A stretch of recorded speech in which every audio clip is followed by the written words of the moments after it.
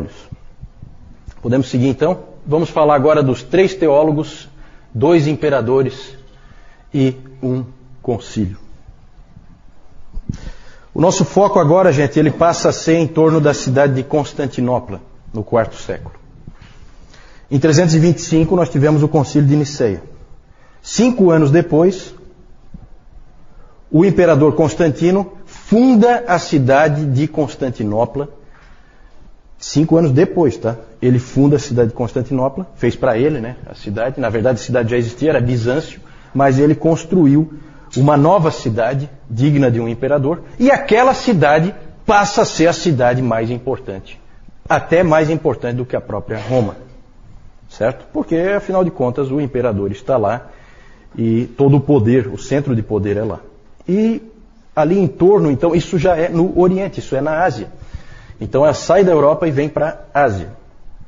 E ali então, as coisas que nós vamos falar estão ali próximas de Constantinopla. Vamos falar de 3 teólogos importantes que são conhecidos como os grandes capadócios. Já ouviram falar dos grandes capadócios? São esses três teólogos. São eles Basílio de Cesareia, Gregório de Nissa e Gregório de Nazianzo. Por que grandes capadócios? Porque eles são da Capadócia. Daqui a pouco eu vou mostrar para vocês onde é que fica a Capadócia. O 4º século, gente, é a era de ouro da igreja grega. Da igreja do Oriente, a igreja grega, a igreja de fala grega. É a época de ouro, o 4º século, é quando os seus maiores teólogos surgiram e onde ela foi mais influente. Provavelmente para o catolicismo romano, o século mais importante deve ser o século XIII, e para os protestantes, qual seria o século mais importante? 16, com certeza. 16. Né? Aqui nós temos 2 irmãos, Basílio de Cesareia e Gregório de Nissa. Os 2 são irmãos. E o Gregório de Nazianzo é amigo do Basílio. Nós vamos falar daqui a pouquinho do que eles passaram juntos. Foi esse Gregório de Nissa que falou a respeito do burburinho teológico que era em todo lugar que ele ia naquela época. A frase dele é muito interessante, a frase que ele escreveu. Ele inclusive estava se queixando né, da situação, porque ele fala assim, ó: vendedores de roupas, cambistas, feirantes, todos estão envolvidos. Se você pede o troco, eles filosofam sobre o gerado e o não gerado. Se você pergunta o preço do pão, a resposta é que o pai é maior e o filho é menor. Se você pergunta ao criado, o meu banho está pronto? Ele lhe diz que o filho foi feito do nada. Então ele estava incomodado com aquilo porque não se falava em outra coisa naquela época. Certo? Interessante isso, muito interessante. Esse Gregório de Nissa, ele passou parte da vida meio perdido, assim, meio sem rumo. Né? Às vezes acontece com alguns indivíduos muito inteligentes, muito capazes, eles ficam assim, um pouco perdidos, eles não sabem bem para onde ir. Mas depois ele acabou se acertando na vida e acabou encontrando uma fé muito profunda e tornou-se teólogo. Ele é um tipo de teólogo poeta. É muito comum no Oriente, tá, gente? O cristianismo do Oriente ele é bem diferente do cristianismo do Ocidente. Então é muito comum eles misturarem com poesia a teologia deles. É muito comum eles enfatizarem sempre o mistério. Esse Gregório de Nissa escreveu um livro chamado A Vida de Moisés. Não sei se é uma biografia do nosso irmão ali, mas não autorizada, tudo bem, não autorizada. A Vida de Moisés, e ali ele escreve uma frase que só para vocês terem como exemplo, ele põe uma frase assim, ó: Moisés penetrou a escuridão e então viu a Deus nela. Perceberam assim a coisa poética, misteriosa? Isso aí é só um exemplo de uma frase. É assim que eles fazem teologia. É assim que eles sempre fizeram teologia. Tá? Ela tem esse elemento. Basílio era o irmão do Gregório de Nissa, tinha 6 anos a mais que ele, mais velho. E ele estudou na Academia de Atenas. Esses caras são muito bem preparados. O Basílio de Cesareia estudou na Academia de Atenas e lá ele conheceu um sujeito que passou a ser um colega para a vida toda dele, que é o Gregório de Nazianzo. Os dois estudaram juntos na academia de Atenas e depois foram monges juntos no deserto, certo? O Basílio e o Gregório. Só que eu já falei que os monges lá do Oriente, eles são os monges estranhos. Eles saem, eles se isolam para depois voltar. E foi isso que eles fizeram mesmo, tá? E o Basílio, eu já falei do Basílio, vocês provavelmente não lembram, quando nós falamos do monasticismo, o Basílio, ele apoiou o modelo de monasticismo do Pacômio, que era o de pequenos grupos da vida comum. Ele apoiou e foi ele que falou aquela coisa assim, que você tem que ter alguém com quem expressar a tua humildade. Ele falou que para Jesus Cristo lavar os pés, ele não podia ser os pés dele, tinha que ser os pés de outra pessoa. Foi o Basílio que disse isso. E o Basílio é famoso por ter criado a regra do monasticismo do Oriente. Certo? Não o monasticismo do Ocidente. Porque no monasticismo do Ocidente, quem criou a regra? Benedito de Núrcia. Exatamente. Certo? Quem copiou quem? Bom, como o Benedito está longe de nascer aí ainda, então eu acho que o Benedito é que copiou o Basílio. Tá? Basílio e Gregório tinham também uma irmã mais velha, chamada Macrina. Ela influenciou profundamente esses dois rapazes na fé. E o Gregório de Nissa, o irmão do Basílio, escreveu mais tarde um livro, A Vida de Macrina, em que ele conta então a história dessa Macrina. Macrina fundou vários mosteiros para mulheres. Ela era uma freira, né? uma monja, se é que se pode dizer assim, uma freira. E ela fundou mosteiros e escreveu livros. Ela também escrevia teologia já nessa época. Pode passar, vamos ver algumas ênfases dos capadócios. Primeira coisa, o mistério da divindade. Eles insistiram muito no seguinte ponto. Nicéia deu um rumo, definiu mais ou menos o balizamento do que se deve crer, mas não esgotou de maneira nenhuma a verdade. Tanto que a gente lê ali, gerado, não criado. O que quer dizer isso? Não quer dizer nada, na verdade. Né? Na verdade, é muito mais um balizamento para você não cair em heresias do que uma definição. Por quê? Porque eles deixaram claro, não dá para você entender a Deus. O mistério deve ser mantido. Isso sempre caracterizou a Igreja do Oriente. É comum a Igreja do Oriente se referir à Igreja do Ocidente de uma maneira não muito elogiosa, em que eles dizem assim, né, que o problema do Ocidente é que os ocidentais pensam demais. Mais do que deveriam. Definem as coisas muito além. Eles deveriam parar aqui e não param. Eles vão além e aí eles acabam errando. É claro que é interessante, eu acho sempre assim, gente, a gente precisa, aquilo que eu falei no nosso primeiro encontro, a gente precisa separar o bom do ruim e a gente precisa aprender um pouquinho de cada coisa, sabe? Será que eles estão tão errados assim? Claro que não. Eu acho que a gente precisa ter o respeito, eu acho que a gente precisa lembrar daquilo que Deus disse para Moisés, de que ele tinha que tirar as sandálias, porque o terreno onde ele estava pisando era santo. Eu acho que isso é importante. É muito fácil um teólogo começar a achar que tem uma mente tão brilhante que ele vai conseguir definir tudo, e a gente sabe que ele não define nada e facilmente ele acaba caindo em heresias. Pode seguir? Outra ênfase dos capadócios. Eles são, gente, quando a gente for pensar na pessoa do Espírito Santo, quem é o Espírito Santo? Todo mundo já viu que existe uma série de livros sobre o Espírito Santo, porque não é muito fácil, às vezes, da gente entender a pessoa do Espírito Santo. Os primeiros a trabalharem essa questão do Espírito Santo foram os capadócios. Certo? Eles trabalharam a questão da divindade do Espírito Santo. Tinha sido trabalhado já a divindade de Jesus Cristo, e agora, então, eles investiram na questão do Espírito Santo. Basílio escreveu um livro cujo título é Sobre o Espírito Santo.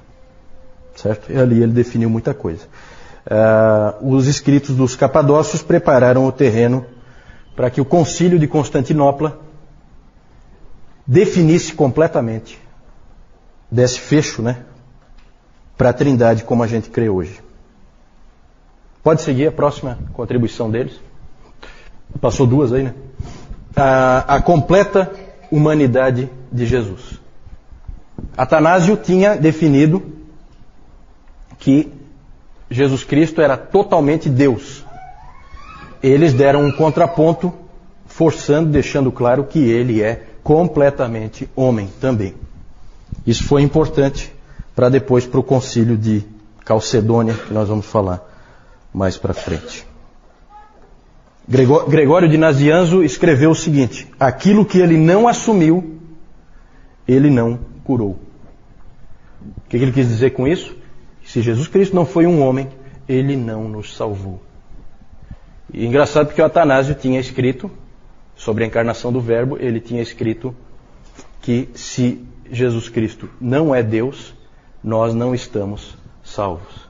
Então, percebem aí, começa a ver a coisa começa a ir na direção das duas naturezas de Cristo. Isso aí vai gerar um problema seríssimo na igreja um pouquinho mais tarde. Mas os pais capadócios ajudam nesse debate. Pode seguir? E outra marca importante deles é o cuidado dos necessitados. Nisso aí nós temos que lembrar sempre de Basílio. Basílio é conhecido como Basílio o Grande. Na história, gente, um monte de gente é o Grande. Certo? O Constantino o Grande. O Papa Leão I o Grande. Gregório o Grande. Certo? Um monte de gente é o Grande. Quem deu esse nome, o Grande? Quem?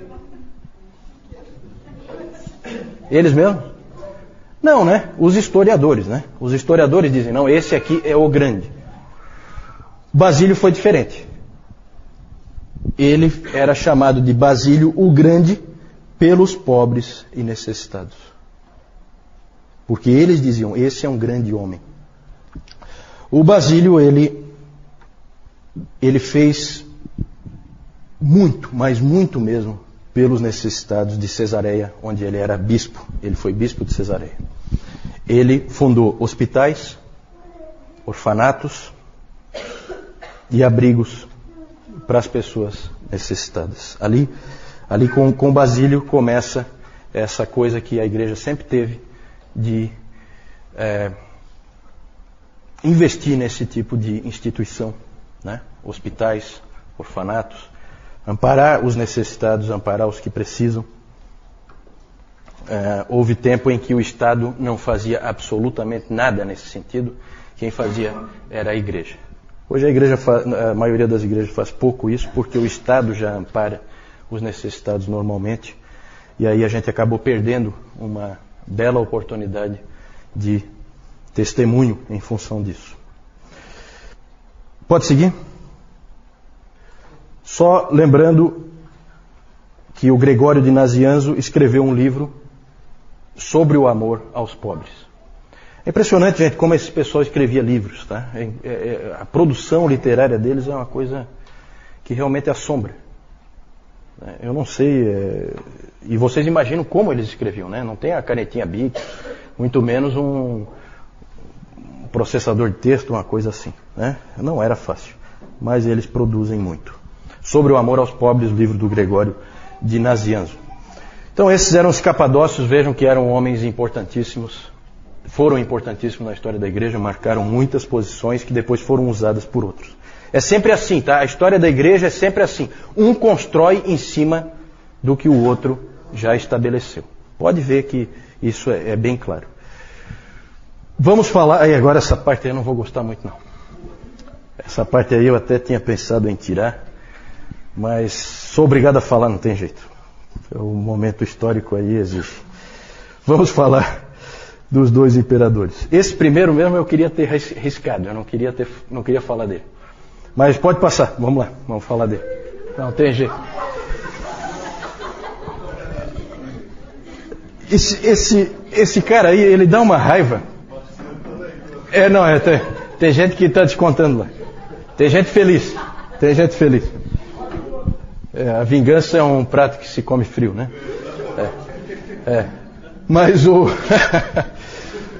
Mas esse aí eu acho que é o único imperador em que nunca se diz o nome dele sem falar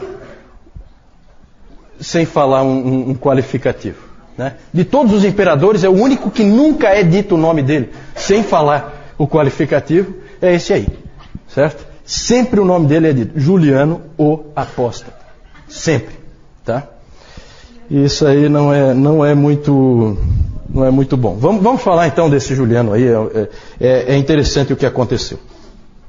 Em 337, vejam que ainda estamos aí no quarto século, na primeira metade do quarto século. Em 337, morre o imperador Constantino. Constantino tem 3 filhos. Qual deles quer ser imperador? Quem? Qual deles quer ser imperador? Todos os 3. Né? Todos os 3. Os 3 querem ser imperadores. E por um tempo o império teve 3 imperadores. Que aí eles ficam brigando, né? Sabe como é que é? No fim, Constâncio, um dos filhos, acabou prevalecendo. Ele morre em 361 e aí ele é sucedido por um parente seu, um primo, que é o Juliano. Vem logo depois do Constâncio. Juliano nasceu em uma família cristã, foi criado como cristão, mas com 20 anos de idade ele renunciou à fé. Daí o nome dele, o apóstata. Ele, na verdade, se converteu do cristianismo ao paganismo. Como é que pode acontecer uma conversão desse tipo? Bom, um historiador argumenta que toda a família de Juliano foi morta pelos 3 filhos de Constantino, que eram cristãos, nominais, pelo menos, né? Porque na briga pelo trono, a família do Juliano tinha também uma certa possibilidade de reclamar o trono, e então a família toda foi dizimada pelos 3 filhos do Constantino. E aí havia uma enorme incoerência entre a fé professada por aqueles homens e o comportamento deles. E é o pior possível, né? Nós falamos já do problema que é a entrada do Império Romano na Igreja, que aí virou realmente essa coisa do nominalismo, né? Cristãos nominais.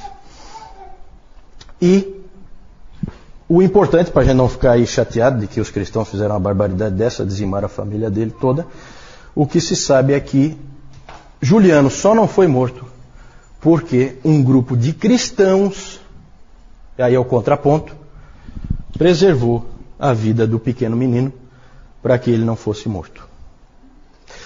Ele depois, quando ele assumiu então o Império em 361, ele fez absolutamente de tudo para varrer o cristianismo do mapa. Essa era a ambição dele. Ele queria fazer com que o Império Romano voltasse aos tempos gloriosos, né, em que ele era pagão e adorava os antigos deuses do panteão grego. Ele chamava os cristãos de galileus ímpios. Esse era o nome que ele usava. Ele disse uma vez que o único problema que ele achava para acabar com a influência dos cristãos e fazer com que eles desaparecessem era que eles investiam demais em boas obras. Faziam coisas muito boas na sociedade e isso gerava dificuldade para ele. Inclusive ele disse o seguinte: eles cuidam não só dos pobres deles, mas dos nossos também. Então isso aí incomodava ele, incomodava profundamente. Vejam a igreja sempre testemunhando, né, no cuidado dos pobres e necessitados. Na providência de Deus, gente, o governo dele durou pouquíssimo, só 2 anos. Ainda bem, Deus deu um jeito de matá-lo logo, né? Ele só reinou 2 anos. Morreu em batalha contra os persas. Lembra que eu já falei que os persas eram a grande ameaça, os grandes inimigos no Oriente, né, do Império Romano. Por isso que a capital foi para Constantinopla, né, foi para o Oriente, porque os persas estavam logo ali. E se diz que as últimas palavras dele, quando ele foi ferido mortalmente em batalha contra os persas, foram as seguintes: tu venceste, ó Galileu. E de fato o Galileu tinha vencido, né? Quem é Juliano para afrontar o Senhor Jesus Cristo? Depois disso, com a morte de Juliano, o Império voltou a proteger o cristianismo, tudo voltou a ser como era antes. Por isso que ele é tão marcante, porque é só ele tentou fazer isso, mais ninguém. Depois já voltou tudo ao que era antes com Constantino.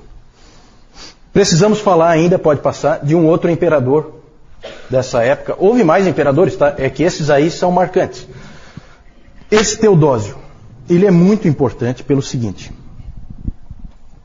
Ele se tornou imperador em 379 e a grande mudança que ele introduziu é que ele tornou o cristianismo a religião oficial do Império Romano. Isso Constantino não tinha feito. Ele apoiou o cristianismo e tal, mas não era a religião oficial do Império. O Teodósio colocou como religião oficial do Império. O que isso implica? Implica em perseguição a todos os outros. Porque o Império só vai aceitar esta religião daqui para frente. Então, gente, olha que interessante. Começa a haver perseguição aos pagãos. Os templos pagãos começaram a ser destruídos. O Teodósio botou abaixo mesmo. E ele também estabeleceu leis contra heresias. Porque não é só que você tem que ser cristão para viver no Império. Você tem que ser cristão ortodoxo. Se você tiver uma heresia lá, você crê em alguma coisa que não seja da ortodoxia, também é punido. Certo? E aí começa uma coisa que ficou conhecida como a cristandade. Já ouviram falar da cristandade? O que é a cristandade? Estado e igreja unidos, uma coisa só, andando juntos. Isso aí, gente, durou até a Reforma e depois da Reforma ainda, igreja e Estado andando juntos. Começou aí com o Teodósio. Teodósio, na verdade, ao tentar proteger o cristianismo, fez muito mais mal a ele do que o Juliano tinha feito. Certo? Essa que é a verdade. Pode passar? E por fim, nós falamos 3 teólogos, 2 imperadores e 1 concílio. Tudo isso aí no 4º século. Vejam só, prestem atenção no 4º século. Como é que começou o 4º século? Em 303, começa a pior perseguição que já houve contra os cristãos. Como é que termina o 4º século? O cristianismo é a religião oficial do Império Romano. Impressionante, né? É revolucionário esse 4º século. É uma coisa impressionante. O 2º concílio ecumênico, segundo é o concílio de Constantinopla. Aqui nós estamos terminando o 4º século, né? Já estamos no ano 381. Foi convocado pelo imperador Teodósio, esse concílio, e o principal tema foi a divindade do Espírito Santo. Lá foi feita a amarração final do credo niceno, porque o credo niceno falava do Pai, falava do Filho, e daí só citava o Espírito Santo sem qualificar nada. Aí em Constantinopla houve a qualificação e o Espírito Santo foi considerado homoousios, com o Pai e o Filho. Certo? Vocês que já estão aí feras em grego, vocês sabem o que isso significa. De mesma substância que o Pai e o Filho. Na verdade, o que nós hoje chamamos de credo niceno já é a versão modificada de Constantinopla. Certo? Então, quando se fala, o credo niceno já é a versão de Constantinopla, porque ali houve, na verdade, um acerto. Ok, podemos seguir? Aqui vou mostrar para vocês, então, Capadócia, na Ásia Menor. Ásia Menor é essa ponta aqui, né, da Ásia. Aqui é a Capadócia. Onde está Constantinopla? Constantinopla sempre é o ponto é uma ponta, né? É a ligação Ásia e Europa. Ali existe uma ponta em que a Ásia e a Europa se ligam, né? Por isso que é estratégico. Você fica ali, você protege toda a Europa de quem vem daqui, certo? Que seriam os persas, né? Os persas vêm, acho que daqui, né? Isso. Pode passar? Aí os teólogos, o Basílio, Gregório de Nissa, os dois são irmãos, Basílio 6 anos mais velho que o Gregório, e o Gregório de Nazianzo, amigo do Basílio. Pode passar? Os 2 imperadores aí, o feioso lá, Juliano o apóstata, e o mais feio ainda, Teodósio I, né, são os dois imperadores importantes aí, além de Constantino, é claro, no quarto século. Pode passar. Aí só para mostrar para vocês Constantinopla. Aqui é o Estreito de Bósforo, né? Para lá é o Mar Negro e aqui é o Mar Mediterrâneo. O Estreito de Bósforo liga os dois e aqui fica Constantinopla. Lá tem um mapa, lá mostra vários muros de proteção, vários muros. Cada imperador que assumia lá construía mais um muro, né? Porque o muro dá uma certa vantagem na hora de uma guerra, né? E então vocês veem aqui como é próximo. Aqui é Europa e aqui é Ásia, né? Certo? Pode passar?